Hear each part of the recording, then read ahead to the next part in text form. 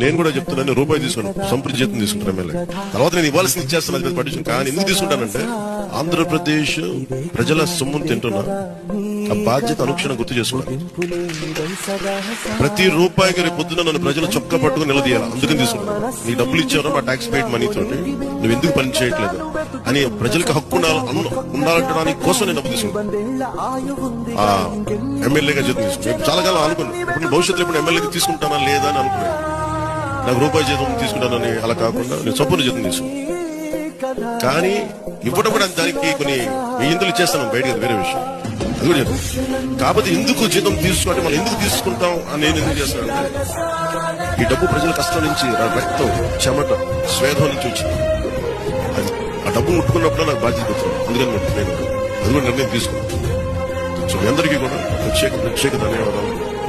మనందరం కూడా జవాబుదారీతనం ప్రభుత్వం ఎలా ఉంటుందో చూడాలి.